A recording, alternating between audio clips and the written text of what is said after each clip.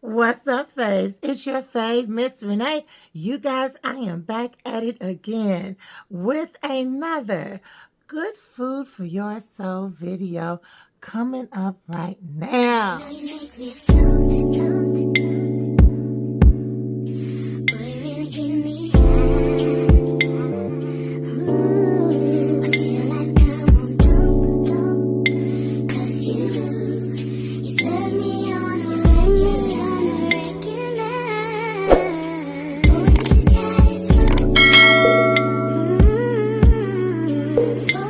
Okay, family. So we are about to dive into this piping pot of good food for your soul. If you are new here to the Fave Miss Renee family, welcome. If you are a new or returning viewer, thank you so much as well. Guys, if you have not subscribed yet to the channel, please do so right now, okay? We are on the road to 3K, and we are making leaps and bounds, right? Right now. So I need your love. I need your support. I need you. I need you to subscribe to the channel. Run and tell your friends to come on over here. We are growing and going and doing some really positive things in this 2023 year. So thank you. Thank you very much. Also, so if you don't know what good food for your soul is, good food for your soul is a conversation that I like to have with my faves, and you guys are my faves, okay? Now, keep in mind, good food for your soul is not all that we do here on the Fave Miss Renee channel, because we do a lot of things. We do lifestyle. I love to vlog and bring my faves into my real life. You guys get to meet my family and my friends, my son, Artist, who is my best friend's son, a young man that I love from the core depths of my soul. He is a 32-year-old autistic son, and we have a great time together.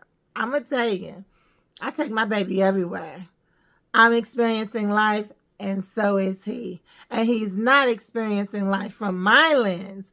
He's experiencing life from his own. Okay? So he has a very active life, right? Now, a lot of that times he is with his mama. But trust and believe, there are some things that he don't want to do with his mama, and there's some things that he does with other people as well. So that's what we're doing here. It's a whole lot. But today, rest assured, we got a good topic, some good food. So I need y'all to come on, stay with me, and get ready. Okay, y'all. So today I'm not having wine or lemonade or tea, but it's still early. So Fave is having, ooh, y'all see that? Some good old hot coffee. And this mug says, hold on, I can't read it backwards. Oh, believe in yourself. Believe in yourself. All right. Also keep in mind that good food for your soul is for everybody. Whether you're man, woman, boy, girl, whatever your pronouns will be, right? We're all here together. So all are welcomed in this space. All right. But today's good pot of good food for your soul is all about a relationship situation. And honestly, for the people that may be involved in this type of situation, it's no laughing matter. It's very serious. So our topic today is, just because he said he wants to get married doesn't mean he'll marry you. Now, I know you need to let that sink in, right? Just because he said he wants to get married doesn't mean he's going to marry you. Now, let me take a sip of coffee. Hold on one second. Ooh, that's good. Okay, now that is a reality check, right? And the reason why I thought it was so good to do this kind of conversation is because young women, we all know, guys, y'all know, women want to be married. It's their ideal, right? It's what they've been planning for most of their lives. And not all women are planning to be married, but let's just say most women are planning to be married in their lifetime. And most women want to get married at a young age, right? So keep in mind also, if you're new here to the channel, then you don't know that I have been married, right? But I am divorced, happily so, okay? I was married very young. I was 23 years old. And guess what? Because of that, like I said, most of the girls that I went to high school with, they all pretty much got married to the prom dates. This is true. And marriage back in those days was expected. That was from everybody. Okay? Everybody knew you was getting married.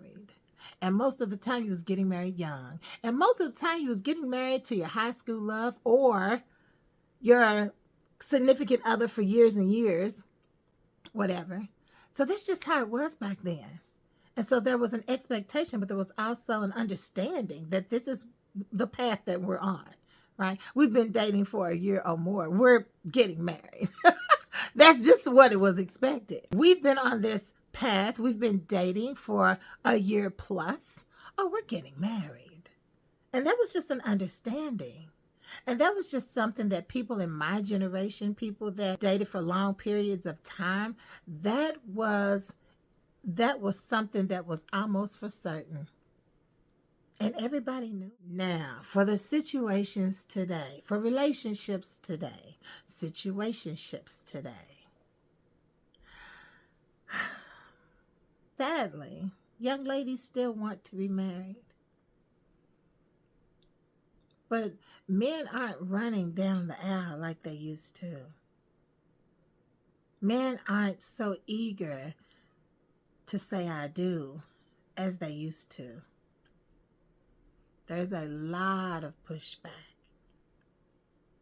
So there's a lot of hesitation. There's a lot of, honestly, choices and opportunities. And now it's kind of like, why do I need to settle for one when I can have 10? I don't have to obligate myself to one woman. That's what it feels like men are thinking. Ladies, the last thing that you really want to do to yourself is stay committed to a man, cohabitate with him, birth his children, and for after I don't know how long, him to say to you, I don't want you anymore. And he leave the relationship. And then, with the new woman, 1 month, 6 months, a year, and he marries her. That is the ultimate slap in the face. And then here you become this bitter, awful person because you stayed attached to the wrong guy. And now you see him giving her your life or what you envisioned would be your life. Yes, sis, we have to be accountable for that. That's a hard pill, but it happens. That's a very hard pill. I would be willing to bet that along the way you saw signals. You saw flashing red flags. I know it, girl. I know it. You saw it. But you ignored it. You didn't want to see him because you believed in him and you believed in your love. You believed in your family. So you stayed. And let's just be clear. Most of the time, he done got on your last nerve. And you already looking at him like, oh, God, I can't believe this. But you're in so deep, right? I understand. You're in so deep that staying is pretty much what you feel like you have to do. You have to stay. You're committed into this. Yeah, I know. So, the purpose for this conversation today, ladies, is not to ruin your day. Of course not. But it is to make you think, are we really on the pathway to marriage? Am I going to be the person? Are we on the road to marriage? Or will I be living out this video in another year or two? That's what you don't want to happen to you. So you want to make sure this is a conversation that has to be had up front, honest, eyeball to eyeball with your man. What are we doing? And where is this going? Okay, so he told you that he was going to get married. That doesn't mean it's going to be to you. Like I said, a meeting of the minds needs to happen. Before you go any further, we need to have a conversation and an understanding. And not that, mind you, this isn't for the girl that's just dating for a few months with a man. This is the young woman that's been dating for years. Probably already cohabitating, having babies, the whole bit, planning a life. Now, I know some men will say, well, you know what? That's not always true. Because, men want to get their money together. Men want to have a certain position. Men usually want to reach a certain place in their lives, mentally, financially, everything. They want to be in a certain place before they say, yes, I'm ready for marriage. And a lot of that comes from they want to be able to provide for their family. They want to make sure that they're in a space to take that leadership and become the man and the provider and the leader of their family. And that is quite understandable. I understand that if that's what they're on.